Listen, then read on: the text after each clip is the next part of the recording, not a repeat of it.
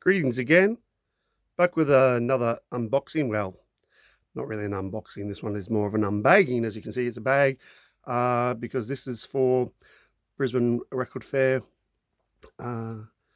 July edition. I did buy a couple of things. So I did think it's probably worthy to, sort of record and reveal this one. I did buy some CDs cheap, but I've left this out. So I'm cheating a bit because, I've been through these. A couple of them I have cleaned, and most I've had to listen to. Not all of them, but a little bit of story behind some of them, which should be interesting. Now, I'll get into it. Firstly, visited our old mate Jazzy Greg, who I regularly buy from, as you know, and got only a couple of things. I was really trying to show some restraint this time. I really went and go, look, I'm only going to buy stuff if it's good stuff, good price, and as always. But I really did show some restraint. I actually put a lot back. The things I picked out and I put back, and I left. A couple of things I left and went back for, but it's not a very big pile, as you can probably see in there. So I did show some restraint, which is quite unusual. Anyway, so firstly, Jazzy Greg. I thought I'd try this one out for $15. A John Coltrane reissue. It's an 80s reissue of an early 60s radio broadcast. Was originally released on VJ Records. This one's not VJ Records. It's called something else. We'll see in a minute. This is John Coltrane live at Birdland featuring Eric Dolphy. There is another Coltrane live at Birdland. So it is a bit misleading in one way, but this is Coltrane featuring Dolphy. Look, I know Jazzy Greg's stuff is good condition, or very good, as you see, $15. I thought, Coltrane for 15. You can't look a gift Coltrane in the saxophone hole. I don't know. So anyway, early and it's got the good, really great band on here. 4 tracks. Yeah, Greg was insisting this sounds really good. He said it's quality. Look, it's a great performance. The performances are great. The band is great. We've got McCoy Tyner, Elvin Jones, Dolphy, of course. So we've got a fantastic, legit sort of band. It's a legit recording. You can see there from 62. It's on a label called Affinity. This one is a UK pressing. I think there's a European pressing as well. But hey, much for muchness. Look, the performances are great. Mostly longish tracks. Live version of Favorite Things, which is got a little bit of difference. It's nice. The sound though of the recording isn't that great. The vinyl, is in good nick. It's not that. It's the recording sound lacks fidelity. Very mid-rangey. It's. So that was the only downside. It would have been better had more vitality and fidelity and high end and even low end. Like the low end, it's missing too. So it almost does sound like you're listening on some almost AM radio. That's the downside because you want to keep re-listening to these things, especially because it's a great performance. Some great tracks. But I'll just put that on the side. It'll just be easier with the bag. All right. So I only bought 2 from Jazzy Greg this time. The second and last one I got from him is one I actually passed on last time because I bought too many and couldn't pass up again for 15. Jeremy and the Satyrs. Jeremy Steig from 1968. Look, pass up once, couldn't pass up again. Particularly one from Jazzy Greg because his stuff is good. Now, look, I haven't listened to this one yet. It's on my list of things to catch up and listen to. No doubt, the vinyl looks in really good condition. A little bit of damage there, but that's nothing to call home about. But yeah, this should be some good stuff. Really am looking forward to listening to this when I get to it. And nice having the collection just to get a bit more Jeremy Steig. Although I can't technically catalogue it under S for Steig because they don't even put his surname on there. It's just Jeremy. And do you say Satyrs, I suppose? Cool little cartoon cover that he apparently drew. Jeremy, that is. Not Jazzy Gray. Yeah, $15. But looking forward to listening to that one. Sure it'll be great. And I got this odd one. I was walking past this stall. I'm going to call the guy Two Crates because that's what he had. Two Crates Bob or something I'll call him. Because I'm pretty sure he literally had 2 crates and then some DVDs and CDs next to it. And the only reason I stopped is because I saw this at the front and I saw the price. I went, huh? Why has nobody bought this? What's wrong with it? And I checked it out and it didn't look that bad. And I went, okay, well, I'm going to give this a crack because the price is right for $15. I do have this album, but not this pressing. So that's going to sound weird with a different cover, Australian cover. Well, the different cover of Band of Gypsies. Now, come on, $15, original 1970. I thought, oh, come on, and, the cover's it was just standing out, and it was like, what's wrong with it?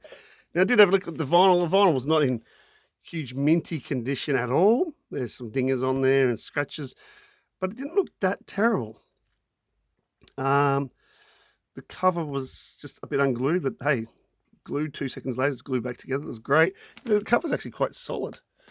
You look at it, just the back's got a bit of staining. I don't even know if it's foxing. It's probably just staining. Probably a combination, but even still, it's not that terrible. So I thought I'm going to give that a pump for 15 because it could be the kind of thing. It might sound better than my other copy, just the recording. I don't know. The cover's different. It could be one I gift to someone, down the track. If it's like, hey, you got to have this because it's inexpensive. Look, I brought it home. Played it first. It was a bit, cleaned it up though, and it's coming a bit better. Yeah, there's some surface noise. I'd say most of the time when you play this, it's mostly very good. Every now and again, there's some pops. There's no skips though. There's just some, some louder pops in places. Make part of it a very good minus probably, But I'd say for most of it, it's a very good, and it was a really good listen. I listened to it, and it's pretty, the recording's quite good for an Australian presence. It's quite nice. So that's just a nice bargain. And to have that cover. Point of interest, I saw it later, the exact same copy. Now, it was in better condition. The guy had near mint minus on it.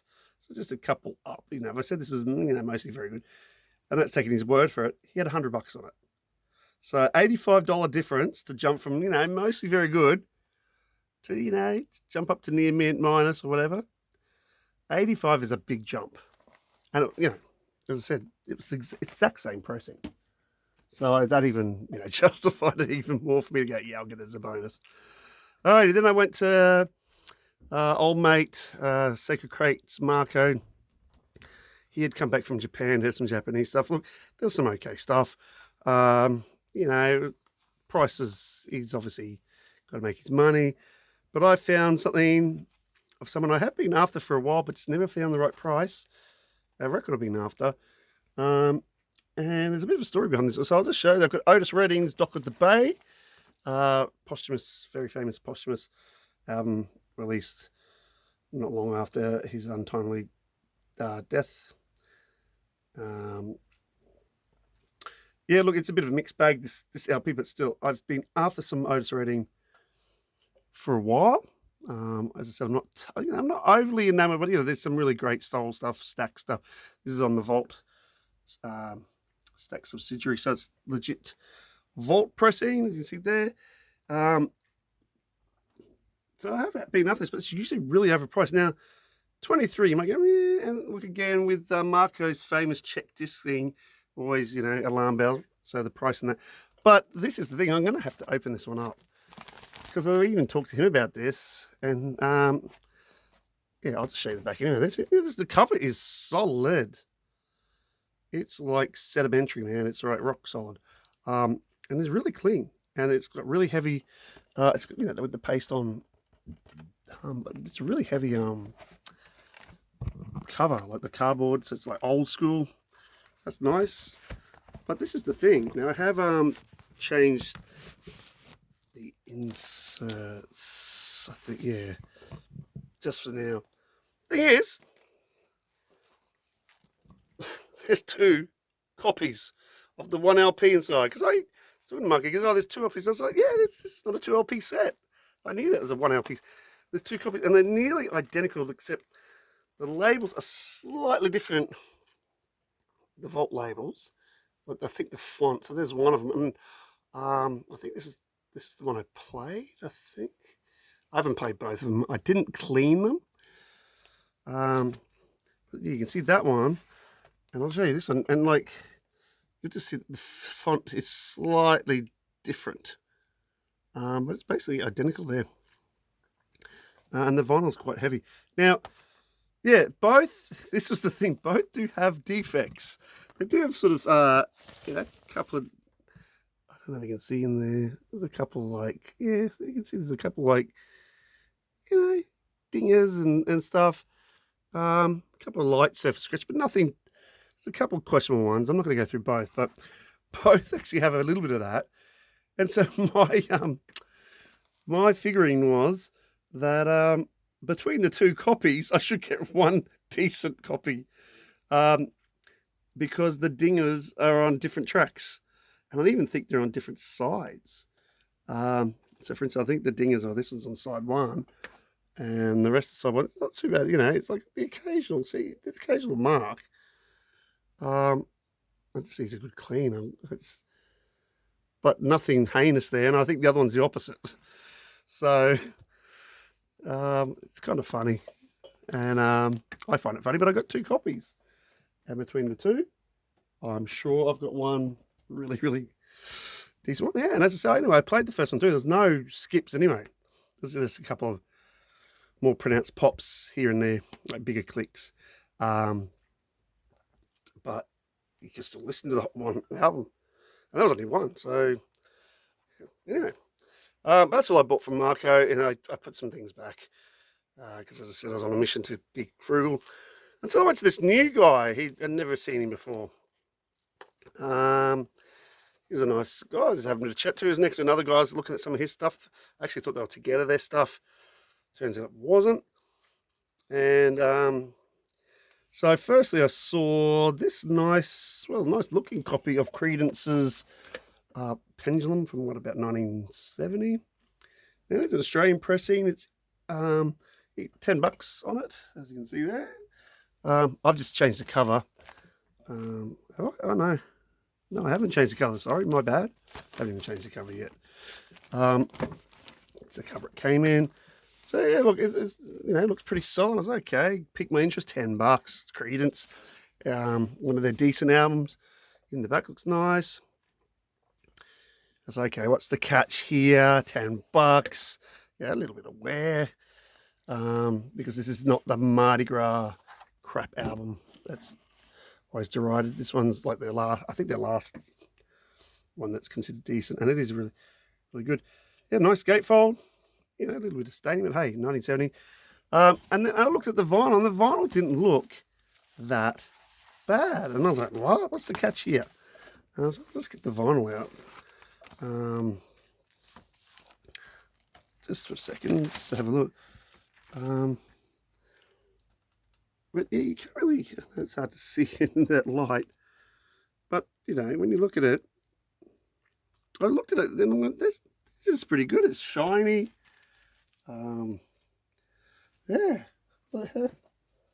What's the deal? Anyway, so I think there's only one sort of dinger somewhere. I saw a couple of light scratch, surface scratches. Like, anyway, so I took it home, played it and it was crackly, and I thought, oh, what? It doesn't look like it should be that crackly. And I thought, oh no, has it got some heat damage? But I gave it one of my famous vacuum cleans, and it came up a treat. Like after that, just wow. Okay, yeah, a little bit of surface noise, but big difference. Just must have been a lot of dust in there. Definitely a dusty groove, this one. Yeah, great album. Really nice tracks. One that's probably most known is Have You Ever Seen the Rain? So that's the big one. A couple other ones familiar, some were not. But overall, yeah, cracker for $10. Really happy with that. From this Mr. New Guy. And then he had a couple other jazz ones I was umming and ahhing about.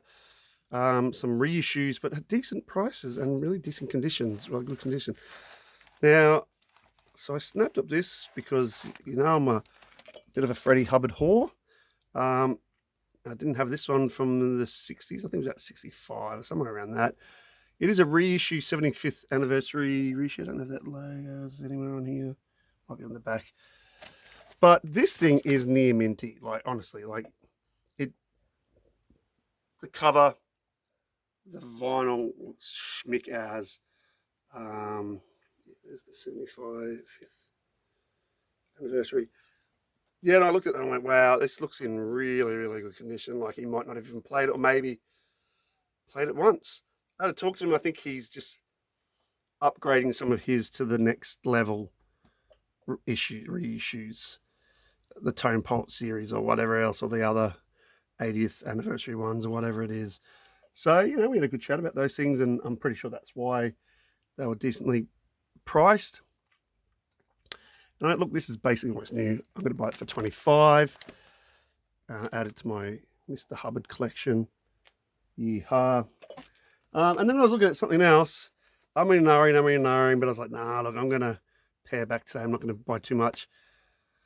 Talked to the guy about it. Yeah, maybe next time. I went away. 5 minutes later, I was back because it was just one of those things like, nah, buy it now. And I'm glad I did, because when I came back and said it to him, I said, oh, look, I'm going to come back to this one. He knocked down the price. I didn't even try.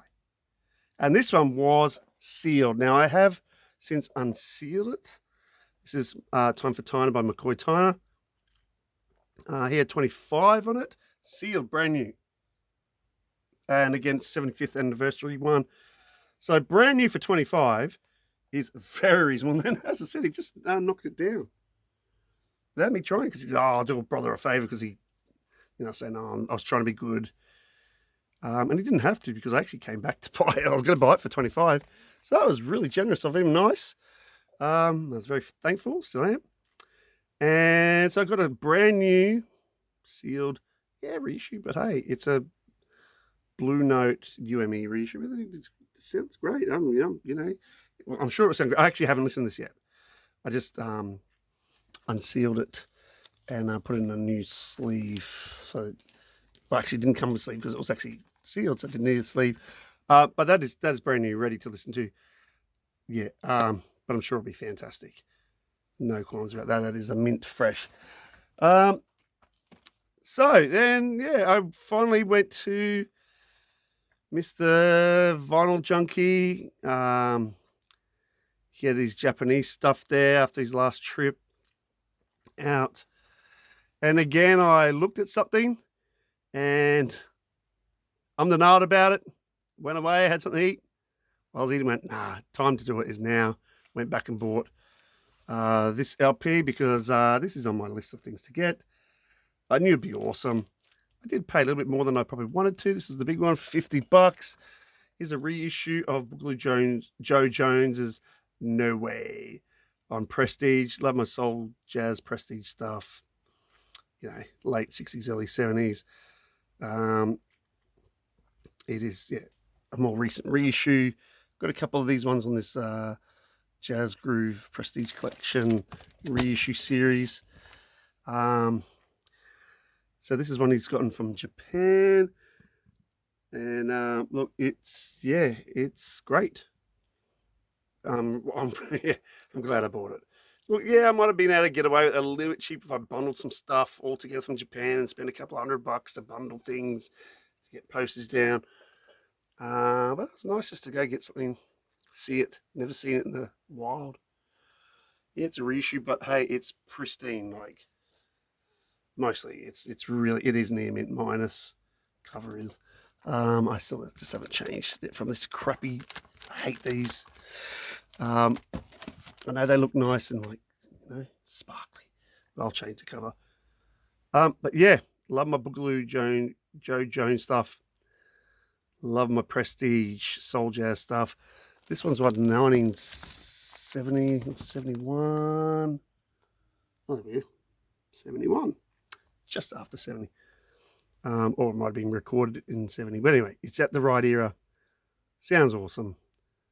And apart from the CDs, that was my mini haul. But hey, that was more than I expected I was going to buy, or more than I went out to. It was just the stuff was the right time. And as I said, I did leave stuff.